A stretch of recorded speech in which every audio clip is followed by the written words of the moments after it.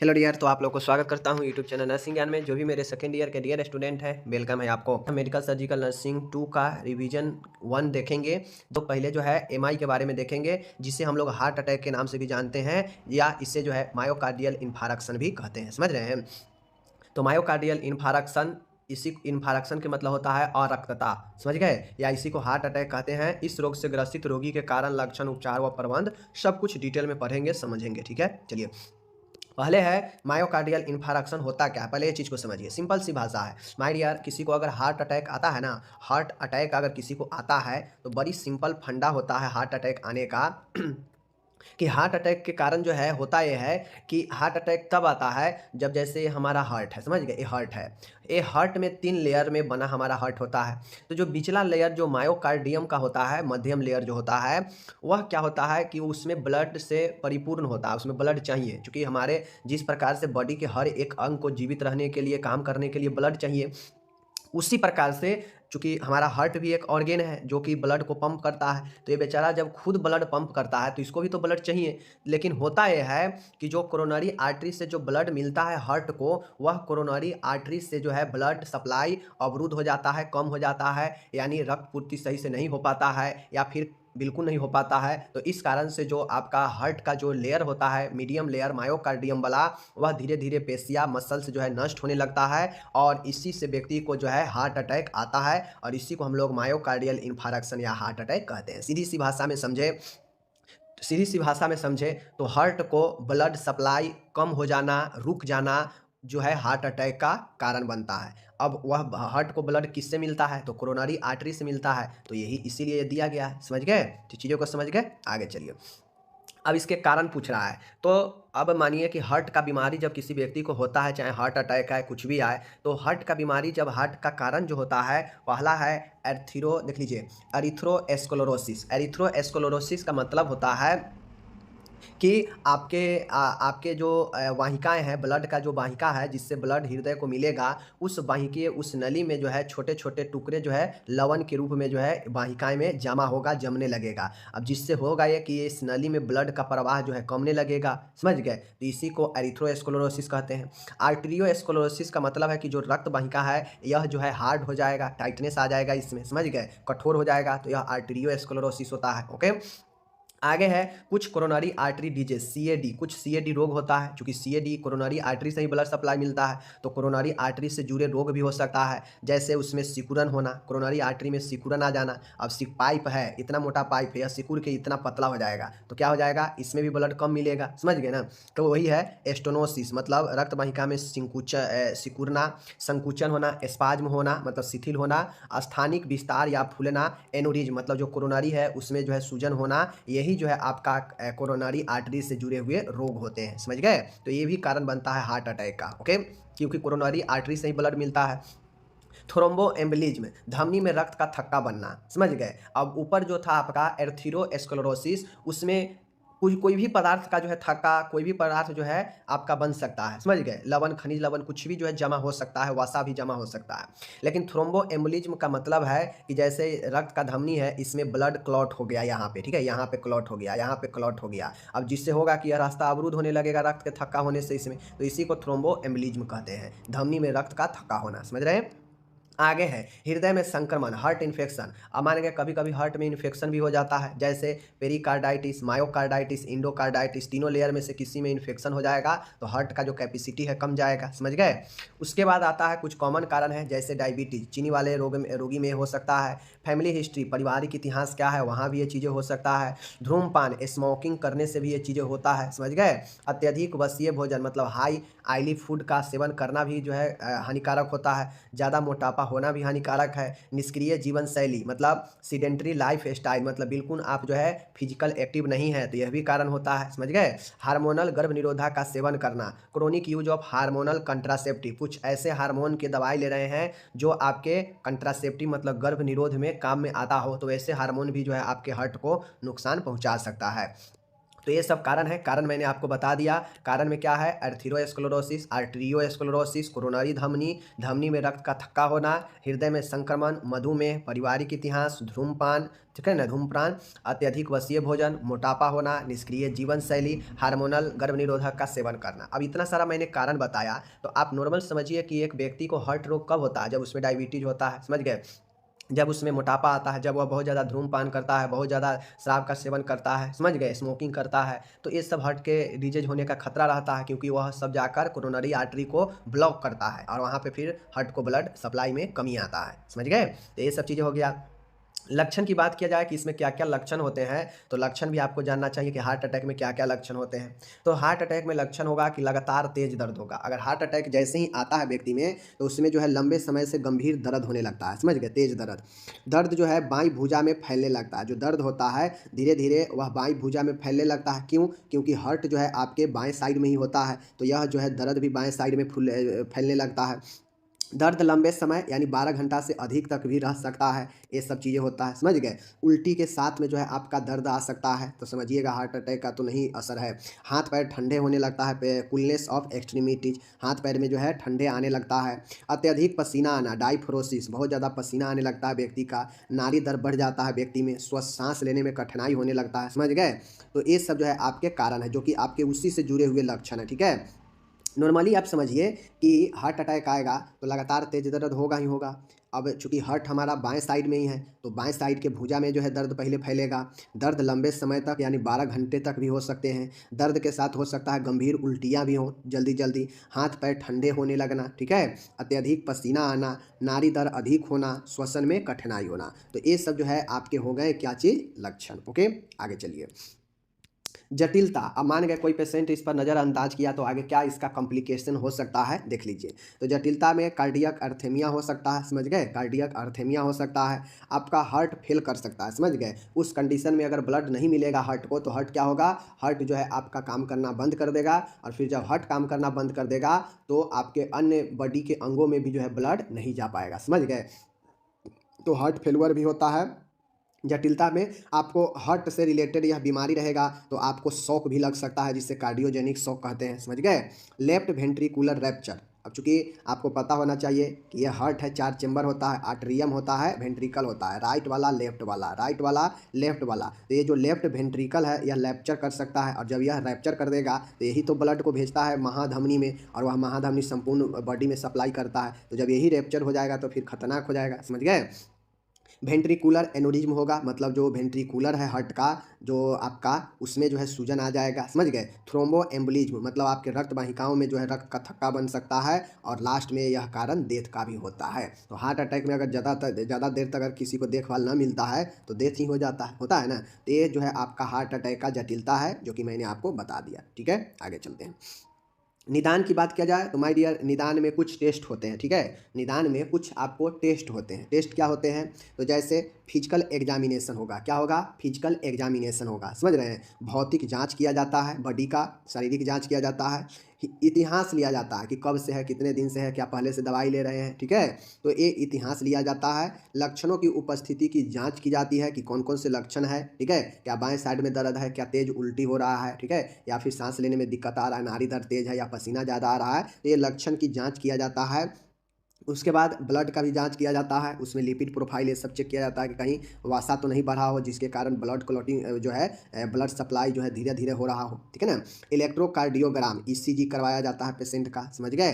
Coronary angiography, समझ गए, coronary होता है उसको एंजियोग्राफी कराया जाता है। सीरम एंजाइम का टेस्ट किया जाता है, समझ गए। और मायोकार्डियल इन्फारक्शन अगर पेशेंट में होता है, तो उसके एसटी सिगमेंट में जो है परिवर्तन आता है। आप लोग जब ईसीजी देखिएगा, तो वहाँ पे जो है आपके क्या होते हैं, ग्राफ होते हैं, कुछ इस प्रकार से जो है आपके ग्राफ होते हैं ईसीजी में, ठीक है। ऐसे कुछ ग्राफ होते हैं, ये ग्राफ जो है डॉक्टर जो है पढ़ते हैं, और इसमें एक एसटी सिगमेंट होता है जिसमें परिवर्तन आता है मायोकार्डियल इन्फारक्शन में। तो ये जो है आपको पहचानने का तरीका है कि मायोकार्डियल इन्फारक्शन में एसटी सिगमेंट में परिवर्तन आए, तो समझिएगा कि वो हार्ट अटैक के खतरे का है, ठीक है।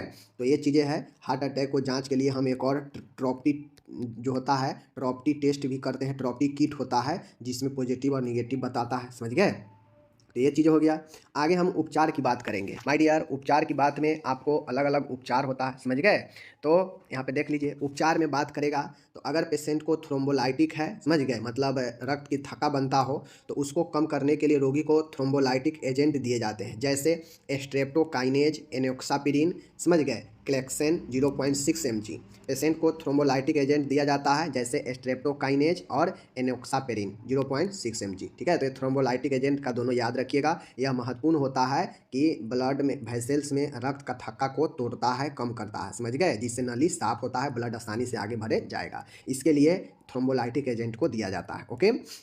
दूसरा है एंटी प्लेटलेट ड्रग दिया जाता है। अब ब्लड को थक्का न बने, इसके लिए जो है ब्लड को पतला करने के लिए एस्पिरिन एंटी प्लेटलेट ड्रग दिया जाता है, समझ गए। आगे है तीसरा नंबर का, यहाँ पे है कि रोगी को नाइट्रेट्स ड्रग सब निगुअल, मतलब जो नाइट्रेट्स एंटीजी जो होता है वह नाइट्रेट नाइट्रोग्लिसरीन आता है, यह दवा जो है सब लिगुअल या आईवी दी जाती है। तो उपचार में आपको सबसे पहले ये ध्यान देना पड़ेगा कि पेशेंट में अगर जो नली है ब्लड का, अगर उस नली में अगर मान गए कोई रक्त का थक्का बना है, समझ गए, रक्त का थक्का बना है, तो उस थक्का को तोड़ने के लिए थ्रोम्बोलाइटिक एजेंट होता है, समझ गए। वह थ्रोम्बोलाइटिक एजेंट वाला दवा देते हैं, जैसे स्ट्रेप्टोकाइनेज, एनोक्सापेरिन, ये दवा होता है जो दवा देते हैं नली में बने थक्का को तोड़ने के लिए, ठीक है। तो ये तो बनेगा तब जो है थ्रोम्बोलाइटिक एजेंट देंगे, बना रहेगा तब। अगर मान गए ब्लड को, हमें ब्लड का थक्का है, ब्लड गाढ़ा है, ठीक है, जल्दी जल्दी थक्का बन जा रहा है, तो ब्लड को पतला करने के लिए एस्पिरिन दवाई देते हैं। ब्लड पतला होगा तो थोड़ा भी जगह में जो है चला जाएगा हार्ट में, तो थोड़ा सा रिलैक्स होगा पेशेंट। तो एंटी प्लेटलेट ड्रग जो है ब्लड को पतला करता है, थक्का बनने से रोकता है, समझ गए। अगर पेशेंट को दर्द हो, तेज दर्द हो, तो इसको कम करने के लिए जो है हम लोग नाइट्रेट्स ड्रग देते हैं। इसी को जो है हम लोग नाइट्रोग्लिसरीन कहते हैं, एनटीजी कहते हैं, जो 0.6 mg दिया जाता है पेशेंट में, सब लिंगुअल, मतलब जीभ के नीचे रखने के लिए दिया जाता है, या ज़रूरत पड़ने पर आईवी भी दिया जाता है, समझ गए। रोगी को आवश्यकता अनुसार अगर और ज़्यादा दर्द हो तो अक्वायर्ड एनाल्जेसिक या सीडेटिव देते हैं, जैसे मॉर्फिन सल्फेट, यह बहुत ज़्यादा तेज में दिया जाता है, ठीक है। अब रोगी को चूंकि यहाँ पे ऑक्सीजन का भी समस्या होता है, तो रोगी को नम ऑक्सीजन भी दी जाती है, समझ गए। बीटा ब्लॉकर्स जैसे मेटोप्रोलोल, समझ गए, बीटा ब्लॉकर्स भी देते हैं, कैल्शियम चैनल ब्लॉकर्स दवाई भी देते हैं, जैसे भेरामपिल, ठीक है, भेरापामिल, ठीक है, भेरेपामिल भी देते हैं। बी ब्लॉकर्स में मेटोप्रोलोल भी देते हैं, तो इसको ध्यान रखना है, ठीक है। आठवां है, इस रोग के रोगी को उपचार के लिए ICCU intensive coronary care unit में भर्ती किया जाता है। मतलब इस रोग से जो रोग ग्रसित जो रोगी है, उसको आईसीयू में नहीं आईसीसीयू में रखा जाता है, जो स्पेशल हार्ट अटैक, हार्ट से रिलेटेड मरीजों के लिए ही होता है, जिसे इंटेंसिव कोरोनरी केयर यूनिट कहते हैं, ओके। आगे है, आवश्यकता अनुसार जो है पेशेंट का सर्जरी भी किया जाता है। उपचार में भी अगर दवाई वगैरह से ठीक ना हो, पेशेंट को बहुत ज़्यादा समस्या है, तो उस कंडीशन में पेशेंट का अगर हार्ट बिल्कुल ख़त्म हो गया हो, तो उससे जो है सर्जरी किया जाता है, बाईपास सर्जरी किया जाता है, जिसे हम लोग कोरोनरी आर्टरी बाईपास ग्रेफ्टिंग कहते हैं, CABG कहते हैं। बाईपास सर्जरी यही होता है हार्ट का। और एक होता है PTCA को हम लोग जो है परक्यूटेनियस ट्रांसमिनल कोरोनरी एंजियोप्लास्टी कहते हैं, ठीक है। ये एंजियोप्लास्टी होता यह है कि मान गए अगर रक्त वाहिका में अगर कोई चीज़ यहाँ पे आके जम गया हुआ है, यहाँ पे आके जम गया हुआ है और ये दवाई वगैरह से नहीं टूटा है, तो इसमें एक जो है एंजियोप्लास्टी किया जाता है। मीन्स इसमें जो है एक पतला नली डाला जाता है, इस नली में, रक्त वाहिका में एक नली डाला जाएगा, और यह जो है क्या करता है कि ये जो जमा हुआ जो क्लॉटिंग है, इस क्लॉटिंग को तोड़ता है और इसको जो है फैलाता है और इसको जो है बाहर निकालता है तोड़कर, ठीक है। तो यही एंजियोप्लास्टिक होता है, ओके। तो ये हो गया आपका उपचार। उपचार समझ गए चीज़ों को। अब आगे चलिए, आगे देखते हैं। यहाँ पे इंग्लिश मैंने इसको दे रखा है, आप लोग जो है इंग्लिश इसके पढ़ लेंगे, ओके। अब आता है, चूंकि उपचार देख लिए, सर्जिकल प्रोसेस भी देख लिए, अब आपको यहाँ पे देखना होगा कि एक हार्ट अटैक के पेशेंट है, तो उस पेशेंट मरीज को कैसे नर्सिंग मैनेजमेंट में आप क्या क्या करेंगे, समझ रहे हैं। तो नर्सिंग मैनेजमेंट में क्या क्या करेंगे, चलिए हम लोग जो है यहाँ पे देखते हैं। माय डियर, नर्सिंग मैनेजमेंट में करने का मतलब है कि आपको सबसे पहले ये ध्यान में रखना चाहिए कि आप मैनेजमेंट क्या चीज़ का करते हैं। मैनेजमेंट बीमारी का ही करते हैं। उस बीमारी में जो जो लक्षण दिखेगा उसी लक्षण का ना आप मैनेजमेंट करेंगे। ऐसा थोड़ी ना है कि पेशेंट के जो है आप जो है ट्रीटमेंट करने लगते हैं। ट्रीटमेंट तो डॉक्टर करते हैं, लिख दिए, सारा सजेस्ट कर दिए, प्रिस्क्रिप्शन बना दिए, आपको उसका देखभाल करना पड़ता है। आपको ये कोशिश करना पड़ेगा कि पेशेंट में जो लक्षण है उसको हम कैसे देखभाल, कैसे मैनेज करें, ठीक है ना। तो बस मैं बार बार वही बताता हूँ, एक अच्छे स्टूडेंट नर्सिंग प्रबंध पहले 5-6 पॉइंट उठाते हैं, पॉइंट कहाँ से उठाएंगे, तो उस बीमारी के लक्षण से, जटिलता से पॉइंट को उठाएंगे 5-6 पॉइंट, और उसी को जो है प्रबंध कैसे कैसे उसको कम करेंगे, लक्षण को, लक्षण के लिए क्या क्या प्रबंध करेंगे, 2-4 लाइन 5 लाइन सब में लिख देंगे, हो जाएगा वही प्रबंध, और यही बेस्ट प्रबंध होता है। समझ रहे हैं। जैसे देखिए नर्सिंग प्रबंध, नर्सिंग मैनेजमेंट लिखना है, पहला पॉइंट आ गया तीव्र दर्द। अब आप लोग देखे हैं कि लक्षण में तीव्र दर्द है, समझ गए है ना, एक्यूट पेन था ना कि तीव्र दर्द होना, तो तीव्र दर्द यहाँ भी है। अब तीव्र दर्द को हम कैसे प्रबंध करेंगे एज ए नर्स, कैसे कम करेंगे, इसी चीज़ को हमको इसमें लिखना होगा जो भी लिखना है। तो डॉक्टर के अनुसार जो दिया गया दवा है तीव्र दर्द के लिए, वह मॉर्फिन सल्फेट को आईवी मार्ग से देना चाहिए, डॉक्टर सजेस्ट किए हैं, या डॉक्टर जो भी दर्द की दवाई सजेस्ट किए हैं उसको जो है मरीज को देना चाहिए तीव्र दर्द होने पर। तो ये हो गया। रोगी को शांत वातावरण, आरामदायक वातावरण दे ताकि दर्द में और ज़्यादा बेचैनी, बढ़ापन ना आए। समझ गए, तो ये भी पॉइंट हो गया। तो ये हो गया दर्द, एक्यूट दर्द का प्रबंध। अब 2 पॉइंट इसमें लिख दिए। अब आ गया ऑक्सीजन की कमी। आप लोग लक्षण उपचार में देखे हैं कि ऑक्सीजन देंगे, तो ऑक्सीजन कब देंगे, जब ऑक्सीजन का कमी होगा। तो जो हार्ट का मरीज होता है उसको ऑटोमेटिक जो है ऑक्सीजन का कमी हो ही जाता है। तो ऐसे कंडीशन में ऑक्सीजन के कमी होने पर हम क्या करेंगे, तो ऑक्सीजन के कमी का भी प्रबंध करेंगे। तो एक पॉइंट हमें ऑक्सीजन का कमी होना लक्षण में दिख गया। अब इसका प्रबंध में पेशेंट को सेमी फाउलर पोजीशन बैठाते हैं ताकि उसका जो श्वसन का क्रिया है अच्छे से हो सके। SpO2 चेक करके चार्ट बनाना चाहिए ताकि पता चले कि कितना कम है, ठीक है। और जब इस सब चीज़ हो जाए तो रोगी को सॉफ्ट यानी नम ऑक्सीजन प्रदान करना चाहिए, ठीक है। तो ये हो गया ऑक्सीजन कम होने पर प्रबंध, हो गया।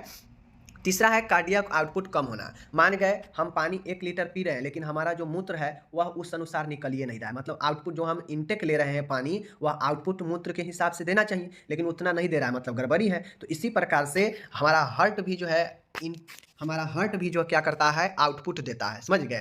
तो अगर ये आउटपुट कम हो जाए, हार्ट का कार्डियक आउटपुट कम हो जाए, तो रोगी को क्या करना चाहिए, सबसे पहले रोगी के पैर को ऊपर उठाना चाहिए। समझ गए, रोगी के पैर से साइड से ऊपर उठाना चाहिए ताकि जो वेनस रिटर्न है, मतलब पैर के साइड से जो नस है वह हार्ट की तरफ जो है ब्लड को धकेले और हार्ट की तरफ ब्लड सप्लाई ज़्यादा हो। समझ गए, जिससे कार्डियक आउटपुट बढ़े। समझ गए, ये चीज़ हो गया।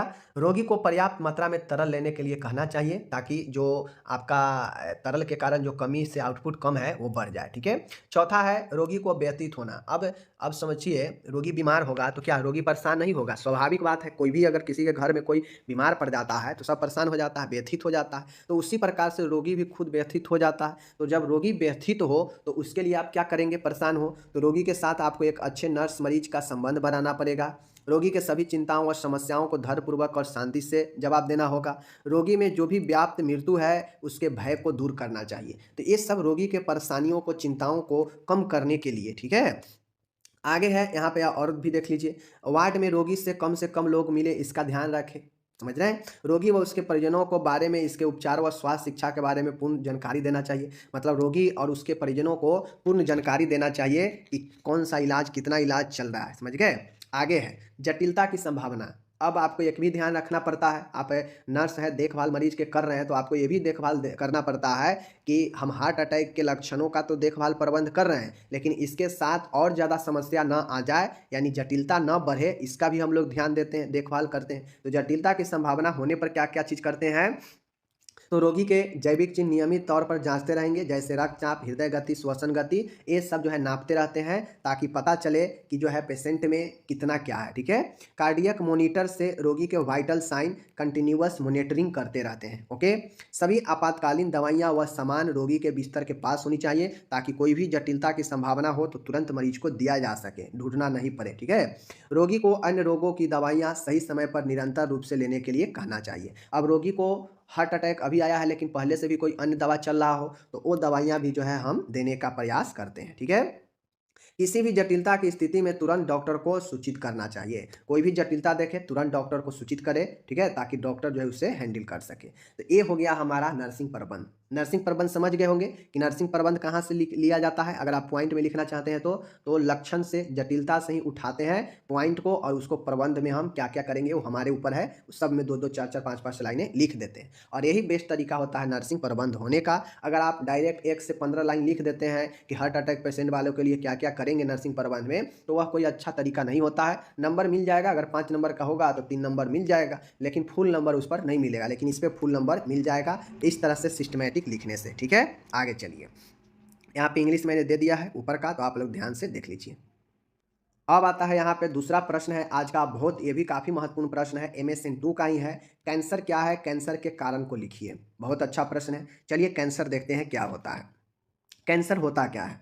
कैंसर कैंसर एक रोग है जिसमें शरीर के टिश्यू, ऊतक कहिए, कोशिका कहिए, जो भी कहिए, यह अनियंत्रित एवं तीव्र रूप से विभाजन करके नए नए कोशिकाओं का एक नियोप्लेसिया बनाता है, मतलब गुच्छा बनाता है, यूँ कहा जाए तो ट्यूमर बनाता है। वह अबूर्द या ट्यूमर का निर्माण करता है, वही चीज़ें हैं। मतलब कैंसर एक रोग है जो शरीर में जिस भी जगह पर, जिस भी ऑर्गेन में होगा, वहाँ पे अनियंत्रित रूप से जो है कोशिका का क्या करता है, विभाजन करता है, वृद्धि करता है, जिससे वहाँ पे नए नए जो है कोशिका आपस में मिलकर नियोप्लेसिया यानी गुच्छा बनाता है, और वही जो है गुच्छा ट्यूमर के रूप में निर्माण करता है, समझ गए, और यही कोशिका हो जाता है, यही जो है आपका कैंसर हो जाता है। समझ गए चीज़ों को। क्योंकि आप लोग जानते हैं कि हमारे बॉडी में जो भी टूट फूट होता है कोशिका का, तो वह कोशिका न्यू कोशिका का विभाजन करता है और नया कोशिका आकर वहाँ पे मरम्मत कर देता है, समझ गए। तो इसी प्रकार से कोशिका विभाजन करके कैंसर जो है बढ़ता है, समझ गए। तो ये चीज़ समझ गए। अथवा दूसरे भाषा में देखिए,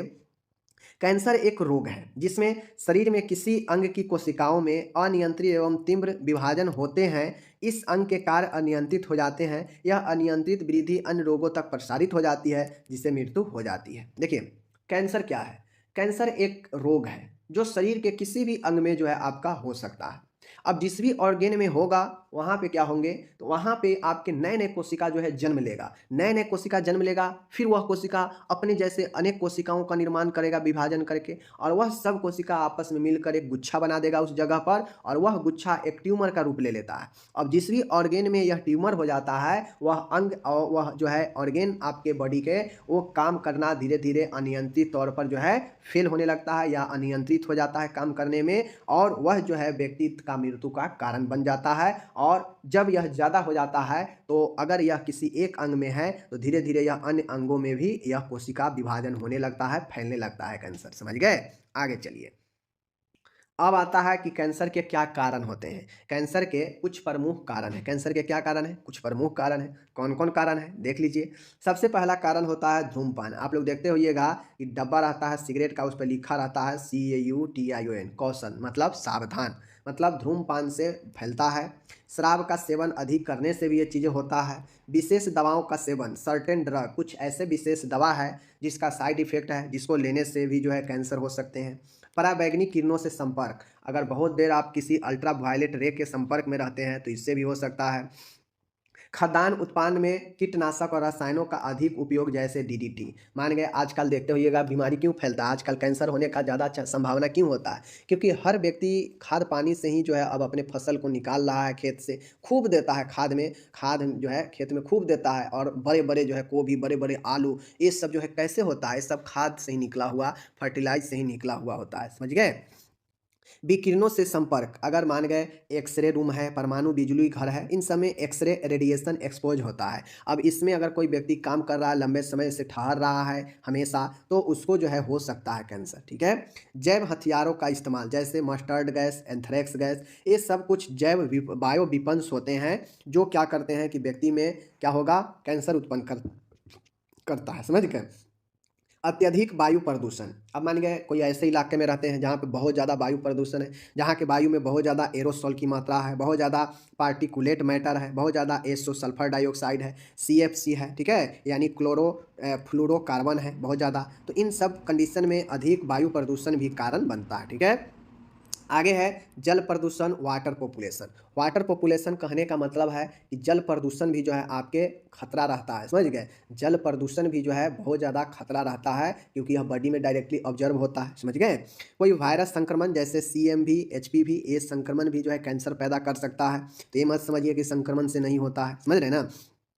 पारिवारिक इतिहास, आपके फैमिली हिस्ट्री भी जो है आपका कारण बन सकता है। कोई ऑटो इम्यून डिसऑर्डर, समझ गए, मतलब आपको कोई स्व प्रतिरक्षी विकार है, यह भी कारण बन सकता है। अत्यधिक तैलीय भोजन का सेवन करना, मतलब ज़्यादा ऑयली फूड का सेवन करना, समझ गए। गुटखा तंबाकू का सेवन करना, टबैको चिबिंग, मोटापा होना, यह सब जो है आपके क्या होते हैं, कारण बनते हैं कैंसर का। तो इनमें से जो भी चीज़ें का अगर अत्यधिक आप सेवन कर रहे हैं तो गलत है, नहीं कीजिए ज़्यादा, समझ गए। क्योंकि कब किसको क्या हो ये किसी को कुछ पता नहीं है। आगे है, कहता है कैंसर के चेतावनी देने वाले चिन्ह व लक्षण लिखे। Cause and warning sign of cancer, cancer का सावधानी चेतावनी जो होता है चिन्ह व लक्षण बताना है। कैंसर के कोशिकाओं के नैदानिक चिन्ह व लक्षण, clinical feature and cancer cell, इन्हें सावधानी अर्थात कौशन द्वारा दर्शाया जाता है। जिस भी आप लोग देखते हो ये हानिकारक पदार्थ होता है उस पर CAUTION लिखा होता है। एक कौशन जो है बेसिकली बताता क्या है, यह इसके सावधानी लक्षण को बताता है। इसमें फुल फॉर्म है और इसी कौशन के फुल फॉर्म में सारा जो है कैंसर का लक्षण छुपा हुआ है। जैसे चलिए दिखाते हैं। पहला है सी का मतलब क्या होता है, आपके सामने में है।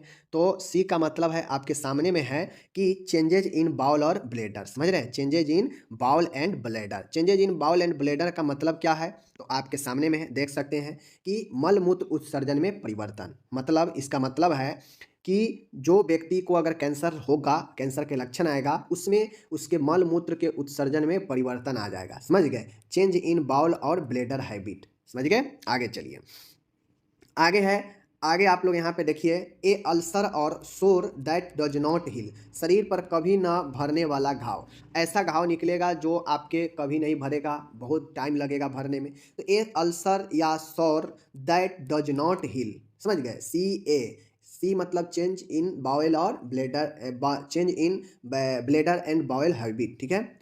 उसके बाद है ए फॉर ए अल्सर और सोर दैट डज नॉट हील, मतलब एक ऐसा घाव जो शरीर पर कभी न भरने वाला हो, समझ रहे हैं चीज़ों को। आगे देखिए, यू है, यू फॉर अनयूजुअल ब्लीडिंग और डिस्चार्ज, असमान स्राव या रक्तस्राव, समझ गए। आपके बॉडी से कहीं से भी जो है अनयूजुअल, असमान ब्लीडिंग, रक्तस्राव और डिस्चार्ज यानी असमान स्राव या रक्तस्राव होगा। ओके, आगे चलिए।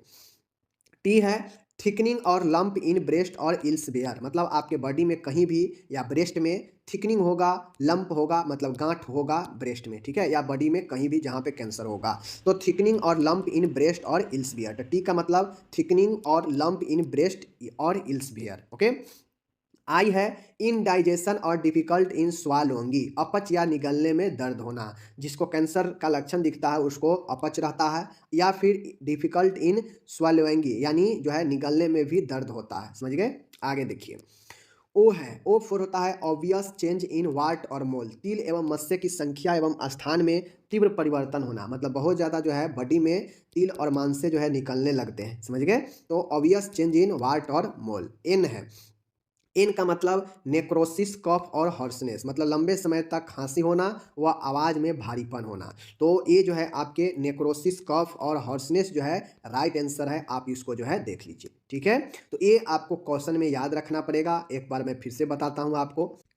सी फोर है चेंजेज इन बाउल और ब्लडर हैबिट, ए फोर है ए अल्सर और सोर दैट डज नॉट हील, ठीक है। यू फोर है अनयूजुअल ब्लीडिंग और डिस्चार्ज, टी फोर है थिकनिंग और लैम्प इन ब्रेस्ट और इल्सवेयर यानी कहीं भी, आई फोर है इनडाइजेशन और डिफिकल्ट इन स्वेलोइंगी, ओ फोर है ऑब्वियस चेंज इन वाट और मॉल, एन फोर है नेक्रोसिस, कफ और हॉर्सनेस, ठीक है। ये चीज समझ गए। आगे चलिए, इसी में एक और क्वेश्चन पूछता है कि बेनाइन और मेलिग्नेंट सेल क्या होता है। ये कैंसर का सेल है, ठीक है। जिस प्रकार से कैंसर विभाजन करता है ना, तो उसी प्रकार से यह कैंसर का सेल है, समझ रहे हैं। जो दो प्रकार के हैं, एक बेनाइन सेल होता है और एक मेलिग्नेंट सेल होता है। बेनाइन सेल जो होता है यह कम गंभीर होता है, समझ गए। यह शुरुआती अवस्था में जब कैंसर होता है व्यक्ति में, तो यह जो है विभाजन वाला जो कैंसर होता है वह बेनाइन प्रकार का होता है, मतलब जो सेल विभाजन होता है वो बेनाइन होता है, मतलब धीरे धीरे जो है सेल डिवीजन होता है, ज़्यादा तेज गति से नहीं होता है, और इसमें जो विभाजन के कोशिका के दर होते हैं वो धीमे होते हैं। यही कारण है कि स्टार्टिंग में कैंसर का अगर ट्रीटमेंट हो जाए तो व्यक्ति जो है ठीक हो जाता है।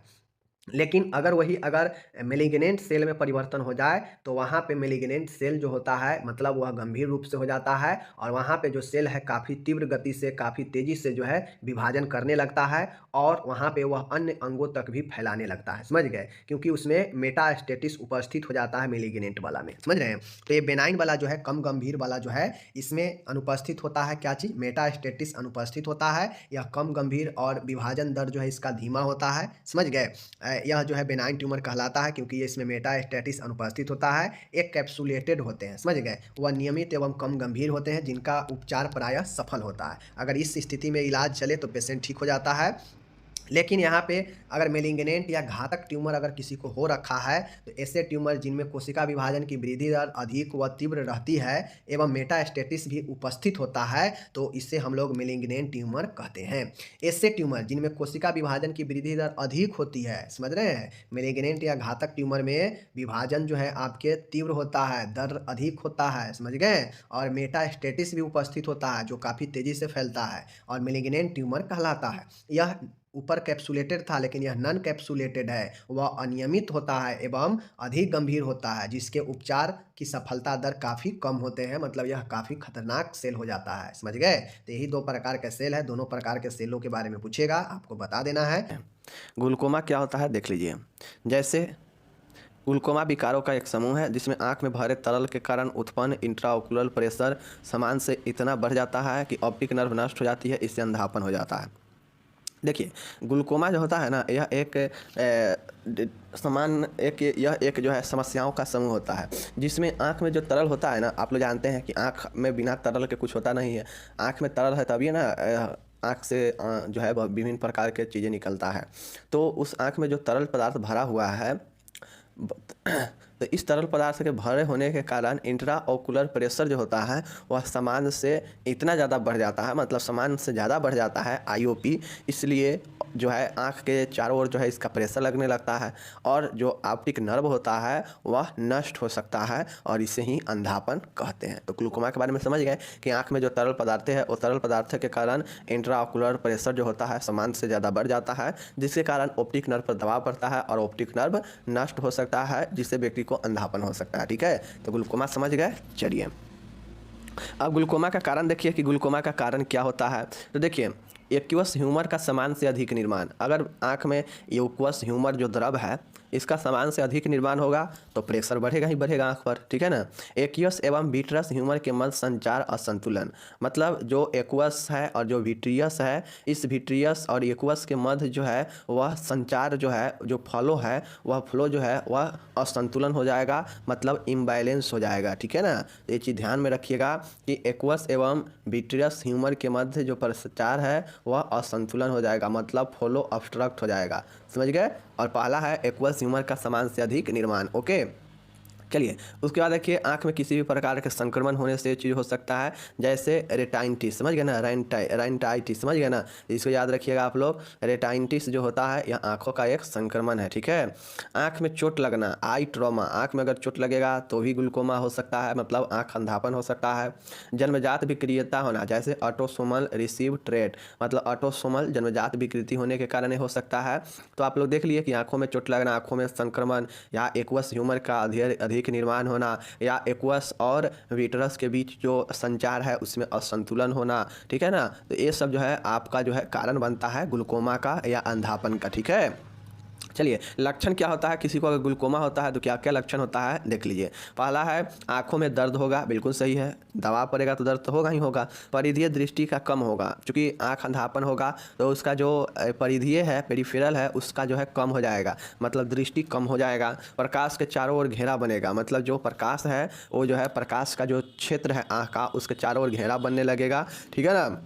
दृष्टि कमज़ोर हो जाता है व्यक्ति का, जी घबराना और उल्टी होगा। आपको जब आँख में दिक्कत होगा तो जी घबराना और उल्टी होगा ही होगा, ठीक है ना। चलिए और उसके बाद और देखिएगा क्या लक्षण दिखाई देता है। पुतली विस्तारण, प्रकाश में अविचलित रहना, मतलब आप जैसे ही प्रकाश में जाएंगे तो प्रकाश में जो है मन विचलित होने लगेगा, प्रकाश से जो है समस्या होने लगेगा और पुतली जो है पपली डिलेशन होने लगेगा, पुतली में विस्तार होने लगेगा, ठीक है। तो ये जो है आपका लक्षण दिखाई देता है जब भी आँख में आपका ग्लूकोमा होता है। तो आँख में दर्द और आँख का जो प्रकाशीय दृष्टि है उसको कम होने लगता है, प्रकाश के चारों ओर घेरा बनने लगता है, दृष्टि कमज़ोर हो जाता है, जी घबराना, उल्टी होने लगता है, पुतली विस्तारित हो जाता है, डिलेशन हो जाता है पपिल, और प्रकाश में अविचलित होने लगता है, ठीक है ना, विचलित रहना। उसके बाद है प्रकाश से समस्या होना, फोटोफोबिया होना, समझ गए। तो ये सब जो है इसका लक्षण होता है। ओके, चलिए इसका निदान क्या होता है देख लीजिए। निदान में हिस्ट्री कलेक्शन, किसी भी पेशेंट के निदान में हिस्ट्री कलेक्शन, फिजिकल एग्जामिनेशन, ये तो इसका नॉर्मल है, ठीक है। उसके बाद है एक अलग टेस्ट है साइट लैंप एग्जामिनेशन, ग्लूकोमा के लिए साइट लैंप एग्जामिनेशन किया जाता है, ठीक है ना। उसके बाद है गोनियोस्कोपी किया जाता है, समझ गए ना, ग्लूकोमा से जी से ग्लूकोमा और जी से गोनियोस्कोपी, याद रखिएगा। पेरीमेट्री किया जाता है, परिधि को मापने के लिए, आँखों के परिधि को मापने के लिए पेरीमेट्री किया जाता है, समझ गए ना। अगर परिधीय विस्तार दृष्टि में अगर कम होने लगता है तो ये पता चलता है कि व्यक्ति के अंदर ग्लूकोमा हो रहा है, ग्लूकोमा छा रहा है, ठीक है ना। तो ये सब जो है आप लोग इसको याद करके रखिएगा। ओके, चलिए, तो आपको निदान याद होना चाहिए कि ग्लूकोमा में कौन कौन सा डायग्नोसिस किया जाता है। तो फिजिकल एग्जामिनेशन, हिस्ट्री कलेक्शन और ब्लड एग्जामिनेशन जो है ये तो नॉर्मल है, सभी में लिख सकते हैं। दूसरा इसका है वो है जेनियोस्कोपी, गोनियोस्कोपी, ठीक है। एक है साइट लैम्प एग्जामिनेशन और एक पेरीमेट्री, ठीक है। ये 3 याद रखिएगा ग्लूकोमा वाले पेशेंट के लिए, साइट लैम्प, गोनोस्कोपी और पेरीमेट्री। ओके, चलिए नेक्स्ट यहाँ पे आप लोग देखिएगा, पेरीमेट्री के बाद और सारा टेस्ट है, एक है फंडस फोटोग्राफी और एक है टोनोमेट्री, ठीक है ना। पेरीमेट्री, टोनोमेट्री और फंडस फोटोग्राफी, ठीक है ना, और गोनोग्राफी, ठीक है ना, गोनियोस्कोपी, पेरीमेट्री, फंडस फोटोग्राफी और टोनोमेट्री। ओके, चलिए इसका प्रबंध देखते हैं। अब देखिए इसमें अगर प्रबंध में दवाई के द्वारा होगा, चूँकि संक्रमण है, दर्द है, ठीक है ना, तो ये सब के लिए तो दवाई दिया ही जाएगा, तो दवाई चिकित्सीय प्रबंध भी हो जाएगा। अगर पेशेंट का बहुत ज़्यादा प्रॉब्लम हो जाएगा, अंधापन हो जाएगा, तो उसको जो है फिर सर्जरी किया जाएगा। अगर इसमें सर्जरी होगा तो सर्जिकल प्रबंध भी होगा। और लास्ट वाला नर्सिंग प्रबंध तो सब में होता है, सभी बीमारी के लिए, ठीक है ना। तो चलिए हम लोग इसके प्रबंध को देखते हैं, ठीक है। देखिए ग्लूकोमा का प्रबंध इसके प्रकार पर निर्भर करता है एवं यह निम्न प्रकार से किया जाता है, ठीक है ना। चलिए देख लीजिए प्रबंध। पहला है ड्रग थेरेपी। ड्रग थेरेपी का मतलब होता है कि क्रोनिक ओपन एंगल ग्लूकोमा का उपचार कुछ दवाइयों द्वारा किया जाता है, जैसे टिमोलॉल, बेटाजोलोल, प्रीमोडनाइडिन और डरजोलामाइड, ठीक है ना। ये सब कुछ दवाइयाँ हैं जिसको अगर क्रोनिक ओपन एंगल ग्लूकोमा हुआ रहता है तो उसको जो है ड्रग थेरेपी के द्वारा ठीक किया जाता है, जैसे टिमोलॉल, बेटाक्सोलोल, प्रीमोनाइडिन, ठीक है ना, और डोजोलामाइड। ये याद रखिएगा, टिमोलॉल, बेटाक्सोलोल और प्रीमोमाइडिन और डोजोलामाइड ये ड्रग थेरेपी है जो कि क्रोनिक ओपन एंगल ग्लूकोमा के लिए इलाज में आता है। तो दवाई के द्वारा हो गया प्रबंध। नेक्स्ट प्रबंध है ट्राइडेक्टोमी है। अब जिसको ड्रग से लाभ नहीं मिलता है, जिस मरीज को, उन्हीं का आइरिस कुछ भाग सर्जरी द्वारा काट कर हटा दिया जाता है। इससे यूक्वस ह्यूमर का आउटफ्लो समान हो जाता है, ठीक है। ट्राइडेक्टोमी का मतलब होता है कि अगर जिसको ड्रग थेरेपी दिया जाता है, उसको अगर ड्रग थेरेपी से सही नहीं होता है तो उसके बाद जो है उस पेशेंट का आइरिस का कुछ भाग जो है सर्जरी के द्वारा काट कर हटा दिया जाता है, जिसे ट्राइडेक्टोमी कहते हैं। जिससे होता यह है कि जो एक्वस ह्यूमर जो फ्लो में इनबैलेंस हो गया था, असंतुलन हो गया था, उसके फ्लो में जो है अब समान हो जाएगा, समझ गए, जिसके कारण आँखों पर प्रेशर नहीं लगेगा और व्यक्ति को ग्लूकोमा या अंधापन नहीं होगा, समझ गए। चलिए ट्राइडेक्टोमी याद रखिएगा, इसका सर्जरी है। तीसरा इसका प्रबंध है अदर सर्जरी। अदर सर्जरी में कौन सा हो सकता है? रोगियों में आवश्यकता अनुसार शल्य चिकित्सा की जाती है, जैसे आर्गन लेजर ट्रिवेक्लोप्लास्टी, ट्रिविक्लोटोमी, ठीक है ना। क्या होता है? आर्गन लेजर ट्रिवेक्लोप्लास्टी होता है या फिर ट्रेविक्लोटोमी होता है, समझ गए ना। तो ये चीज़ें याद रखिएगा कि अदर सर्जरी में आर्गन लेजर ट्रिवेक्लोप्लास्टी होता है या फिर ट्रेविक्लोटोमी होता है, समझ गए ना। तो ये चीज़ें आप लोग को याद रखना है, ट्रेविक्लोप्लास्टी या ट्रेविक्लोटोमी, समझ गए ना, अदर सर्जरी है, समझ गए। चौथा देखिएगा, यहाँ पे रोगी को आवश्यकता अनुसार एंटीबायोटिक एवं आईवी मैनिटोल दिया जाता है, ठीक है ना। आईवी मार्ग से मैनिटोल दिया जाता है जो प्रेशर को कम करता है, ठीक है। साथ में एंटीबायोटिक संक्रमण के लिए दिया जाता है, ठीक है। तीव्र दर्द होने पर नार्कोटिक एनाल्जेसिक देते हैं, जैसे मेप्रेडिन और मॉर्फिन, ये सब जो है नार्कोटिक एनाल्जेसिक है, समझ गए ना। तो ये सब दिया जाता है। ये हो गया आपका समान प्रबंध, ठीक है। अब आपको यहाँ पे नर्सिंग प्रबंध लिखना पड़ेगा, तो नर्सिंग प्रबंध जो है आपको खुद से लिखना पड़ेगा, समझ गए ना। नर्सिंग प्रबंध, सर्जरी से पहले आप आँख वाले पेशेंट में आँख को सर्जरी हुआ है तो सर्जरी से पहले क्या क्या करेंगे और सर्जरी के बाद क्या क्या करेंगे उस पेशेंट को, सब पहले और बाद दोनों में 10-10, 15-15 पॉइंट लिख दीजिएगा, तो जो है आपका इस सर्जरी के देखभाल हो जाएगा, ठीक है। चलिए नेक्स्ट क्वेश्चन है, यौन जनित रोग क्या है? यौन जनित रोगों की सूची बनाइए। क्वेश्चन ऐसे पूछेगा कि यौन जनित रोगों का सूची बनाइए और कोई भी एक यौन जनित रोगों को विस्तार से वर्णन करें, 10 नंबर या 15 नंबर में, ठीक है। तो चलिए देख लेते हैं। पहले देखिए, यौन संचालित रोग, सेक्सुअल ट्रांसमिटेड डिजीज होता क्या है, STD होता क्या है, ठीक है ना। देख लीजिए, देखिए यौन संपर्क द्वारा एक व्यक्ति से दूसरे व्यक्ति में प्रसारित होने वाले रोग यौन रोग कहलाता है। इन्हें सेक्सुअल ट्रांसमिटेड इन्फेक्शन, STIs या फिर सेक्सुअली ट्रांसमिटेड डिजीज STDs अथवा वेनरल डिजीज VD भी कहा जाता है, समझ गए। देखिए, यौन जनित रोग, जनित मतलब से संबंधित, यानी यौन क्रिया के संपर्क में जो भी व्यक्ति आता है और एक से दूसरे में यह रोग प्रसारित हो जाता है यौन क्रिया के द्वारा, यौन संपर्क के द्वारा, तो वही जो रोग होता है वह यौन रोग कहलाता है। समझ गए? चलिए, यह यौन से जो है एक से दूसरे में यौन क्रिया के संपर्क में आने के बाद होता है। ठीक है, इससे जो है हम लोग सेक्सुअल ट्रांसमिटेड इन्फेक्शन भी कहते हैं, STIs, sexual transmitted disease STDs भी कहते हैं, और वेनरल डिजीज VD भी कहते हैं। वेनरल डिजीज यौन रोग। समझ गए? चलिए, इसका कुछ जो है कुछ महत्वपूर्ण जो यौन जनित रोग है आपको इसको याद में रखना है। ठीक है, देखिए, पहला है चेनक्रोइड है, चेनक्रोइड, समझ गए। दूसरा है सिफिलिस है, तीसरा गोनेरिया है, उसके बाद है LGV है, लिम्फोग्रेनुलोमा वेनिरम, समझ गए ना, LGV, ग्रेनुलोमा इंगुइनल या डोनोवेनोसिस, समझ गए। ये आपका सेक्सुअल डिजीज है। नेक्स्ट आता है HIV एड्स है, ठीक है, स्केबीज है, समझ गए ना, हेपेटाइटिस है, वैजिनोसिस है, क्लेमेडिया है, हर्पिस है, पेल्विक इन्फ्लामेटरी डिजीज है, PID, और वैजिनल ईस्ट है। समझ गए? ये सब याद रखना है। क्या याद रखना है? सबसे पहले देखिए, एक चीज़ें आपको तो इतना याद ही रहेगा, जैसे हेपेटाइटिस याद ही रहेगा, स्केबीज याद ही रहेगा, ठीक है ना, तो ये दो ही HIV एड्स याद ही रहेगा, ठीक है ना। उसके बाद इधर गोनेरिया, सिफिलिस, चेनक्रोइड, 5-6 तो ऐसे ही याद हो जाएगा। बस थोड़ा सा दिमाग लगाना है कि LGV कहा जाए तो लिम्फोग्रेनुलोमा वेनरम, ठीक है ना। LGV इसी को डोनोवेनोसिस होता है, ग्रेनुलोमा इंगुलर डोनोवेनोसिस, ठीक है। उसके बाद जो है आपको यहाँ पे देखिए जो याद होने वाला नहीं है वो है आपका पेल्विक इन्फ्लामेटरी डिजीज PID, समझ गए ना, ये भी एक रोग है। वैजिनलिस्ट तो याद ही हो जाएगा, क्लेमेडिया और वैगिनोसिस, समझ गए। इतना आपको याद रखना। देखिए, जैसे मैं बताता हूँ, एक आपका हो गया गोनेरिया, ठीक है ना, एक हो गया आपका गोनेरिया, एक हो गया आपका HIV एड्स, एक आपका हो गया हर्पिस, ठीक है ना, हर्पिस हो गया। उसके बाद हो गया आपका क्या चीज़ है, हर्पिस के बाद PID हो गया, समझ गए। उसके बाद जो है आपका हो गया क्या चीज़, गोनेरिया, ठीक है ना, गोनोरिया, ठीक है ना, गोनेरिया हो जाएगा, सिफिलिस हो जाएगा, ठीक है ना, सिफिलिस हो जाएगा।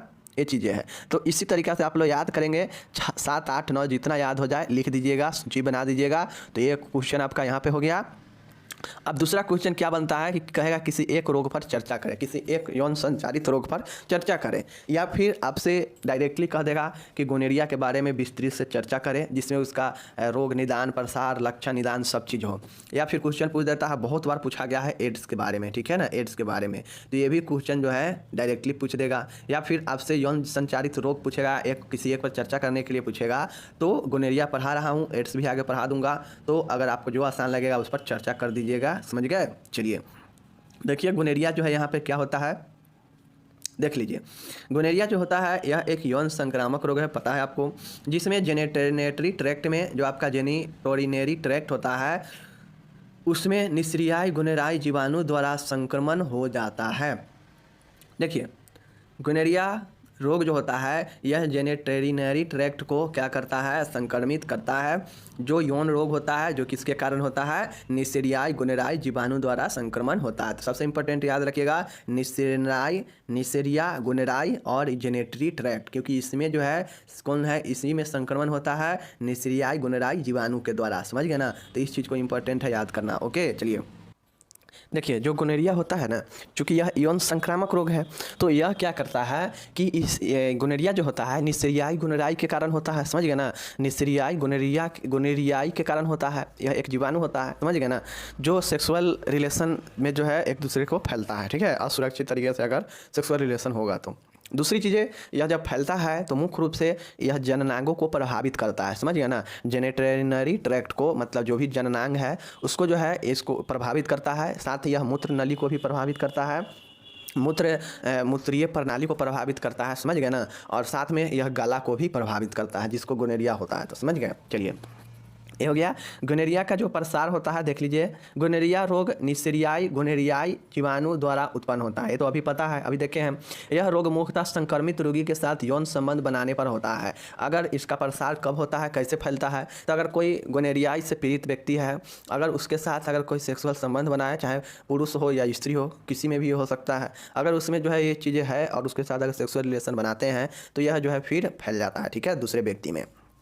परंतु जो चाइल्ड होता है, चाइल्ड बर्थ के दौरान भी गोनोकोकल ऑप्थेल्मिया नियोनेंट्रम हो सकता है। मतलब ये जो गोनोकोकल है, गोनेरियाई निस्रियाई के कारण जो होने वाला जो गोनोकोकल ऑप्थेल्मिया नियोनेंट्रम है, यह बच्चे के समय भी होने लगता है, जिससे बच्चे के आँख लाल सूझना और आँख से स्राव निकलने लगता है। समझ गए ना? तो ये जो है आपका ऑप्थेल्मिया नियोनेंट्रम होता है बच्चे में। समझ गए? अगर बड़े में होता है तो वह यौन क्रिया के कारण होता है। बच्चे में, शिशु में होता है तो उस शिशु में जब जन्म लेता रहेगा उस समय नहीं देख रेख होने के कारण यह जो है वैजिनल मार्ग से जो है फैल जाता है आँखों में इन्फेक्शन। समझ गए? चलिए, समझ गए? यह रोग जो है मुख्यतः 19 से 25 वर्ष की आयु में होता है। समझ गए ना? चलिए, इसके प्रसार को बढ़ावा देने वाला कारक कौन कौन सा है? मतलब इसके फैलने के चांसेज कब बढ़ जाता है? तो जब असुरक्षित तरीके से अनप्रोटेक्टेड सेक्स होगा, एक से अधिक यौन संबंधी, मतलब एक से अधिक के साथ यौन बनाना, ठीक है ना, यौन संबंध बनाना, वेश्यावृत्ति, प्रोस्टिट्यूशन, ये जो है इसका मुख्य कारण है जो कि इसको बढ़ाता है गोनेरिया को। ठीक है ना? चलिए, इसका उद्भावन काल कितना होता है? मतलब लक्षण दिखने का इसका जो काल होता है कितना होता है? तो इसका जो लक्षण दिखने का काल होता है यह आप सभी के बीच में है, तो मैं यहाँ पे बताने का कोशिश। इसका जो उद्भावन अवधि होता है, इनक्यूबेशन जो पीरियड होता है वह 3 से 6 दिन होता है। ठीक है, इसको 3 से 6 दिन याद रखिएगा। अगर आपसे ऑब्जेक्टिव में पूछेगा कि बताइए कि गोनेरिया का उद्भावन अवधि कितना होता है, तो 3 से 6 दिन। समझ गए ना? 3 से 6 दिन में ये अपना जो है लक्षण दिखा देता है। समझ गए? चलिए, लक्षण क्या होता है? गोनेरिया अगर किसी को होगा तो लक्षण क्या होगा? तो चूंकि यह जननांगों को लेकर और मूत्रीय प्रणाली को भी प्रभावित करता है और गर्दन को भी प्रभावित करता है, गला को भी। समझ गए ना?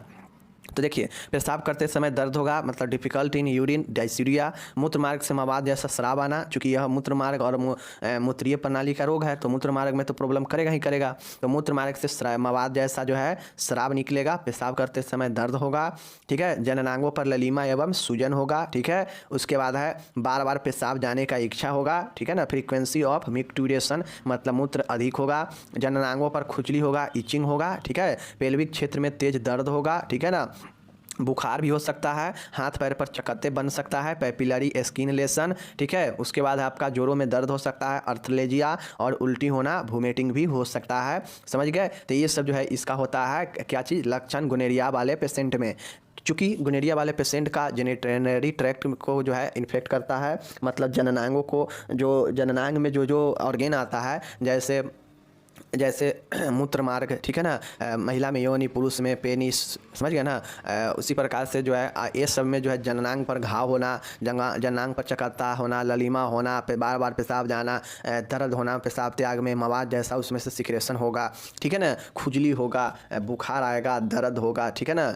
गले में भी जो है संक्रमण हो सकता है, पेल्विक क्षेत्र में दर्द होगा, हाथ पैर पर चकत्ते होने लगेगा, जोड़ों में दर्द होगा, उल्टी होगा। तो ये सब जो है लक्षण गोनेरिया वाले पेशेंट का होता है। ठीक है, अब यहाँ पे डायग्नोसिस, निदान देखिए आप लोग। यहाँ पे निदान में इसका क्या क्या टेस्ट होता है? शारीरिक परीक्षण होता है और लक्षणों की उपस्थिति की जांच की जाती है, जो भी लक्षण दिखता है। जैसे स्वेब कल्चर का टेस्ट होता है, ब्लड एग्जामिनेशन होता है, मूत्र की यूरिन कल्चर टेस्ट किया जाता है, सीरम इम्यूनो एस्से जांच किया जाता है और VDRL जांच किया जाता है। समझ गए? तो इतना जांच याद रखिएगा गोनेरिया वाले पेशेंट का, कि लक्षणों की उपस्थिति का जाँच, शारीरिक एग्जाम, फिजिकल एग्जामिनेशन, इतिवृत्ति लेना, साथ में स्वेब कल्चर का टेस्ट होता है, ब्लड एग्जामिनेशन, ब्लड टेस्ट होता है, यूरिन टेस्ट होता है। चूँकि मूत्र मार्ग में प्रॉब्लम करता है, यूरिन में प्रॉब्लम करता है, मवाद निकलता है, तो यूरिन टेस्ट होगा ही होगा। सीरम का टेस्ट होता है कि बॉडी में जो इम्यूनी सिस्टम है कितना बना हुआ है, तो सीरम इम्यूनो एस्से का अध्ययन किया जाता है और फिर लास्ट में VDRL जांच किया जाता है। ठीक है ना? चलिए, ये हो गया।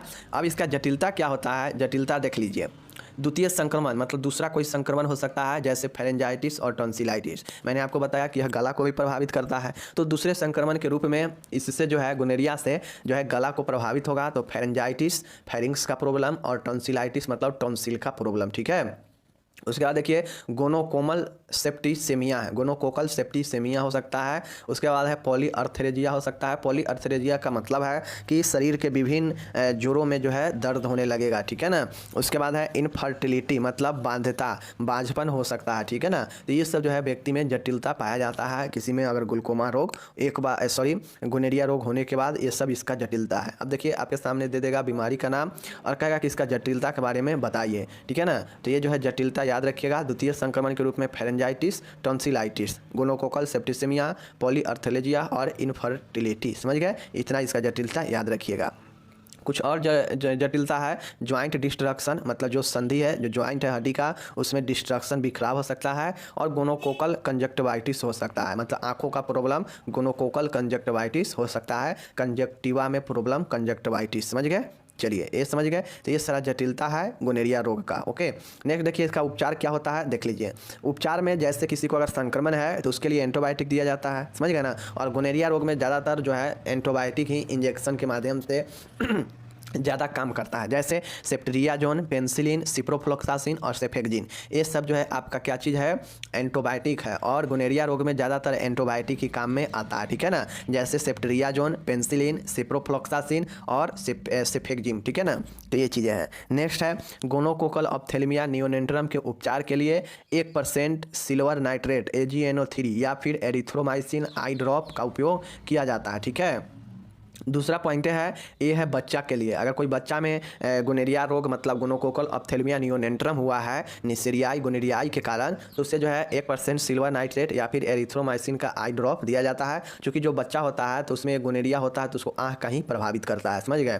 चलिए नेक्स्ट यहाँ पे देखिएगा। नेक्स्ट है बुखार के लिए एंटीपायरेटिक्स दिए जाते हैं। दर्द के लिए एनाल्जेसिक दिए जाते हैं, जो कि ये सब लक्षण इसमें दिखाई देता है, समझ गए। तो लक्षण का भी इलाज करते हैं।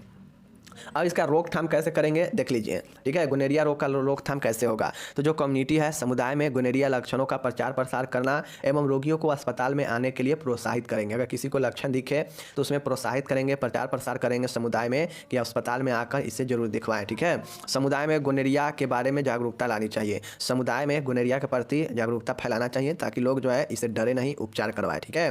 सभी स्वास्थ्य केंद्रों पर उपलब्ध निरोध या फिर जो है कंडोम बगैर पहचान पूछे भी वितरित किए जाने चाहिए। जो भी स्वास्थ्य केंद्र है सभी जगह जो है निरोध कंडोम जो होता है वो होना चाहिए और बगैर किसी से कुछ पूछे जो है ये बेहिचक जो है वितरित करना चाहिए, ठीक है।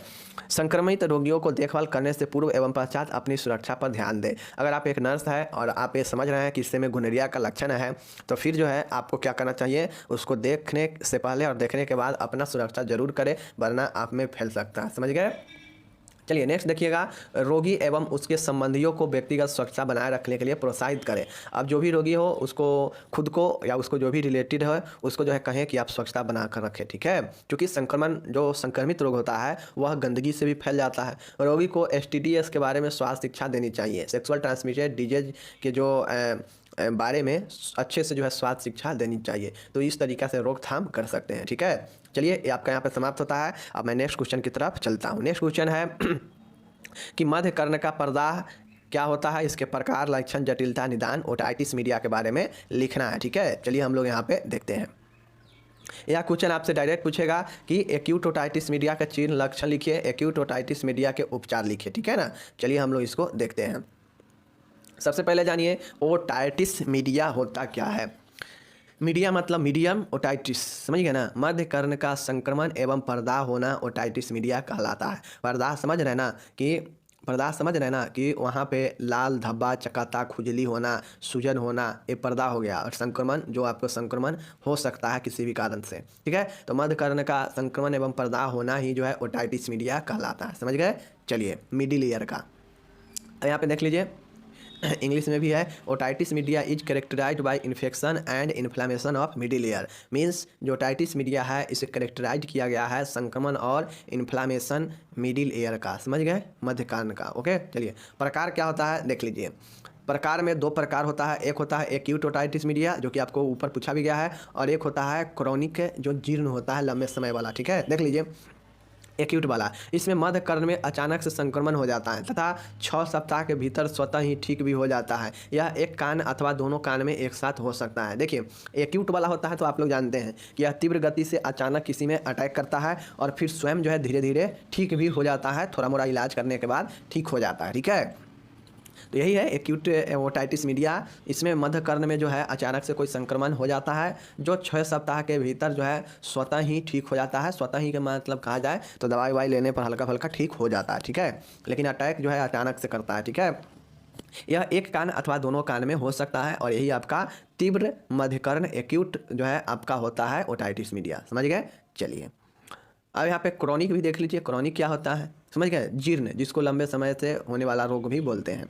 इसमें मध्य कर्ण में बार बार संक्रमण हो जाता है। यह संक्रमण मध्य कर्ण के अलावा कान की मैस्टॉइड अस्थि एवं टिम्पेनिक मेम्ब्रेन में भी हो सकता है। ठीक है, देखिए, जीर्ण मध्य कर्ण शोथ का मतलब होता है कि किसी को मध्य कर्ण में अगर लंबे समय से बार बार संक्रमण होते आ रहा है तो यह फिर जो है क्रोनिक हो जाता है, और यह व्यक्ति के मध्य कान के अलावा जो है जो कान के बगल का जो मैस्टॉइड जो अस्थि है, मैस्टॉइड जो बोन है, इस मैस्टॉइड बोन में भी हो सकता है, और टिम्पेनिक मेम्ब्रेन में भी, टिम्पेनिक झिल्ली में भी ये हो सकता है क्रोनिक वाला। ठीक है, क्योंकि जब भी कोई संक्रमण बार बार होगा, लंबे समय से रहेगा, तो आपको और सारे क्षेत्रों को प्रभावित करेगा ही करेगा। तो ये जो है मध्य कान के संक्रमण में जिसको क्रोनिक होता है, तो क्रोनिक खतरनाक होता है, समझ गए। और क्रोनिक जब धीरे धीरे बढ़ते जाता है तो ऑटोमेटिक ठीक नहीं होता है, उसके लिए बहुत सारे फिर इलाज करवाना पड़ता है, समझ रहे हैं ना। तो यही क्रोनिक होता है जो बार बार होता है, और यह मध्य कान के साथ साथ यह मैस्टॉइड अस्थि को और टिम्पेनिक मेम्ब्रेन को भी प्रभावित कर सकता है, समझ गए। तो ये क्रोनिक ओटाइटिस मीडिया हो गया। कारण जान लीजिए कि भाई ये कारण क्यों, क्या कारण होता है ओटाइटिस मीडिया होने का। देखिए, लंबे समय से साइनोसाइटिस, मतलब साइनोसाइटिस का मतलब है कि अगर नाक में जो साइनस है, उस साइनस में है किसी भी प्रकार का अगर प्रॉब्लम हो जाता है लंबे समय से, तो आपका जो है एक्यूट जो है ओटाइटिस मीडिया हो सकता है। किसी भी प्रकार के गांठें होना, ट्यूमर होना, अगर आपके कान के हिस्से में, समझ गए ना, या फिर आपके कान के आसपास में किसी भी प्रकार के ट्यूमर होता है, तो इसका कारण बनता है ओटाइटिस मीडिया। वायरल इन्फेक्शन, कोई वायरल इन्फेक्शन होने से भी जो है आपके यह मध्य कान को संक्रमित करता है। ठीक है, रेस्पिरेटरी ट्रैक्ट इन्फेक्शन जैसे साइनोसाइटिस, राइनाइटिस, समझ गए ना। उसके बाद फेरेंजाइटिस, समझ गए, तो राइनाइटिस, साइनोसाइटिस, फेरेंजाइटिस, समझ गए ना। तो ये सब जो है अपर ट्रैक्ट होता है रिस्पायरेटरी इन्फेक्शन का, ठीक है ना। तो इसके कारण भी ये चीज़ें हो सकता है ओटाइटिस मीडिया, क्योंकि नाक, कान, गला, ये सब जो होता है ना, ये सब का जो है आसपास का ही क्षेत्र होता है, एक दूसरे के प्रभावित करता है। अगर नाक प्रभावित होगा, अगर वह नाक धीरे धीरे रहेगा तो वह कान को भी प्रभावित करेगा। कान में प्रॉब्लम है लंबे समय से, तो वह कहीं ना कहीं जो है नाक के कारण भी हुआ होगा। तो तमाम एक दूसरे के आपस में प्रभावित करता है। तो उसी प्रकार से रिस्पायरेटरी ट्रैक्ट इन्फेक्शन में साइनोसाइटिस, राइनाइटिस और फेरेंजाइटिस ये सब है। साथ ही लंबे समय से साइनोसाइटिस होना, किसी प्रकार के गांठे, ट्यूमर्स होना, वायरल इन्फेक्शन, ठीक है ना, एक कारण है। उसके बाद अगर राइल्स ट्यूब डालते हैं तो राइल्स ट्यूब गलत जगह पर डल जाएगा, इसके कारण हो सकता है। लसिका गांठों का सूजन, एडेनोइड एडिमा, चूँकि जानते हैं कि लसिका जो है आपका कहाँ पाया जाता है, लिम्फ नोड्स आपके गले के आसपास में भी पाया जाता है, ठीक है ना। तो राइल्स ट्यूब या फिर लसिका गांठों के सूजन भी इसका कारण हो सकता है। तो ये सब कारण हो गया। लक्षण क्या होता है देख लीजिए, अगर किसी को ओटाइटिस मीडिया मध्य कान का संक्रमण होता है तो उसमें जो लक्षण होता है क्या क्या होता है देख लीजिए। पहला लक्षण होता है कान में तेज दर्द होना, सीवियर पेन इन ईयर, ठीक है ना। कान में जो है तेज दर्द होगा, ठीक है। कान से बदबूदार जो है शराब निकलेगा।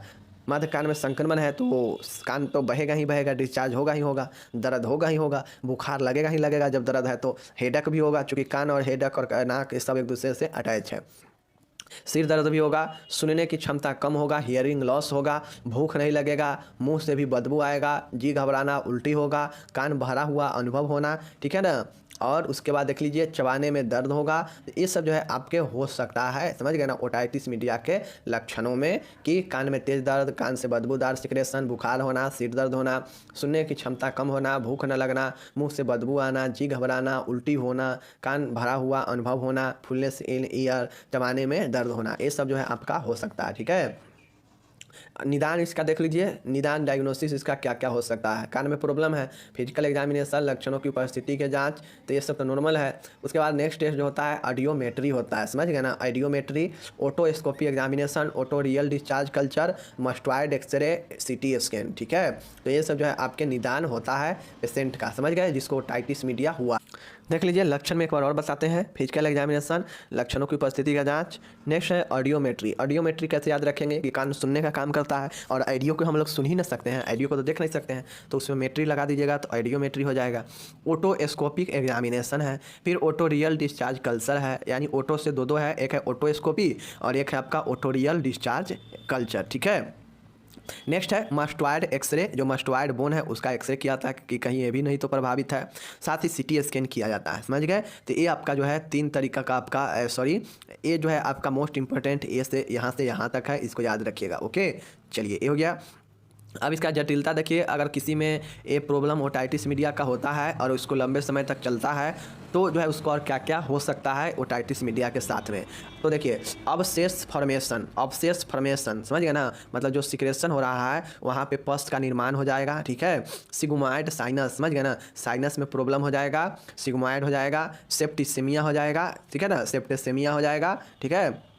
ऊपर में अभी हम लोग देखे हैं गोनोकोकल सेप्टिसेमिया, यहाँ भी सेप्टिसेमिया है, ठीक है। उसके बाद है जगलर वेन थ्रोम्बोसिस हो सकता है, ठीक है ना, जगलर वेन थ्रोम्बोसिस, समझ गए ना। उसके बाद मेनिंजाइटिस भी हो सकता है, समझ गए। और उसके बाद जो है आपको यहाँ पे देख लीजिए लेबरेंथिस भी हो सकता है, ओटाइटिस एक्सटर्नल और इंटरनल हो सकता है, और लास्ट में डिफनेस मतलब बहरापन हो सकता है, ठीक है। तो ये सब जो है लक्षण होता है। लक्षण में पस का निर्माण होने लगेगा, समझ गए। मध्यकान में सिग्मोइड साइनस होगा, सेप्टेसेमिया होने लगेगा, जगलर वेन थ्रोम्बोसिस हो जाएगा, मेनिंजाइटिस हो जाएगा, लेबरेंथाइटिस हो जाएगा, ओटाइटिस एक्सटर्नल और इंटरनल हो सकता है दोनों तरीक़ा से, और डिफनेस मतलब बहरापन हो जाएगा, ठीक है। तो ये आपका हो गया क्या चीज़, इसका जटिलता, क्योंकि सभी बीमारी का अलग अलग जटिलता भी 2-4 पूछता रहता है, तो याद रखिएगा अच्छे से। इसका उपचार क्या होता है देख लीजिए। पहला है चिकित्सीय प्रबंध। चिकित्सीय प्रबंध में दवाई वाई के द्वारा ठीक किया जाता है लक्षणों का, समझ गए ना। तो रोग को एनाल्जेसिक, दर्द के लिए एनाल्जेसिक देते हैं, जैसे एस्पिरिन और एसिटामिनोफेन, समझ गए ना, एस्पिरिन और एसिटामिनोफेन, ओके। ये दर्द के लिए एनाल्जेसिक, समझ गए। चलिए नेक्स्ट है संक्रमण के लिए एंटीबायोटिक ड्रॉप देंगे, इंस्टिलेशन करेंगे, निरोपण करेंगे, समझ गए, जैसे मॉक्सीफ्लोक्सासिन और एरिथ्रोमाइसिन, दोनों ड्रॉप है एंटीबायोटिक, समझ गए। रोगी को नेजल स्प्रे या ओरल डिकॉन्जेस्टेंट भी दिए जाते हैं, समझ गए। नेजल स्प्रे क्यों दिया जाता है, नाक में साइनस के प्रॉब्लम को रोकने के लिए, साइनोसाइटिस को रोकने के लिए नेजल स्प्रे, या फिर ओरल डिकॉन्जेस्टेंट दिया जाता है, समझ गए ना। समझ गए। चलिए नेक्स्ट देखिएगा यहाँ पे कैंडिडा के इन्फेक्शन के लिए होने पर निस्टेटिन एवं 2% सैलिसिलिक अम्ल ऑइंटमेंट का एप्लीकेशन भी किया जाता है। अगर किसी प्रकार के कैंडिडा इन्फेक्शन है तो इसके लिए निस्टेटिन और 2% सैलिसिलिक अम्ल ऑइंटमेंट का एप्लीकेशन भी किया जाता है, समझ गए ना। तो ये जो है आपका कैंडिडा जो है इन्फेक्शन हो गया, इस चीज़ को समझ गए। चलिए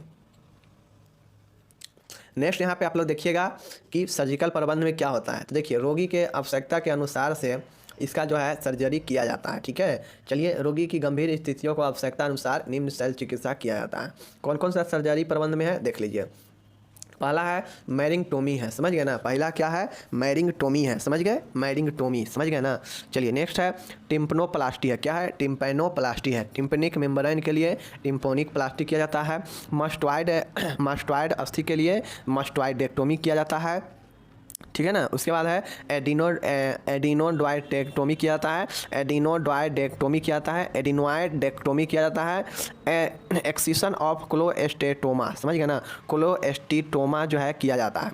इतना आप लोग को याद रखना है, ठीक है ना, इतना जो है याद रखना है। क्या याद रखना है, मैरिंगटोमी, टिम्पेनोप्लास्टी, मैस्टॉइडेक्टोमी, एडिनोइडेक्टोमी और एक्सिशन ऑफ कोलोस्टेटोमा, समझ गए। इतना याद रखना है। क्या याद रखना है, मैरिंगटोमी, टिम्पेनोप्लास्टी, मैस्टॉइडेक्टोमी, एडिनोइडेक्टोमी और एक्सिशन ऑफ कोलोस्टेटोमा। तो ये आपका हो गया सर्जिकल प्रबंध, ठीक है। अब देखिए नर्सिंग प्रबंध में क्या लिखेंगे। तो यहाँ पे सर्जरी बहुत सारा है आवश्यकता अनुसार। तो सर्जरी से पहले, सर्जरी के दौरान, सर्जरी के बाद क्या क्या जो है नर्स कर सकती है, क्या क्या नर्स जो है जगह के हिसाब से, पेशेंट के हिसाब से, समझ गए ना, कैसा सर्जरी है, इन सभी को ध्यान में रखते हुए जो है आपको सर्जरी से पहले और सर्जरी के बाद जो है नर्सिंग देखभाल लिखना पड़ेगा। तो मैं यहाँ पे नर्सिंग देखभाल नहीं लिखा हूँ, आप लोग लिख लीजिएगा। मिलेंगे अगले वीडियो में, धन्यवाद।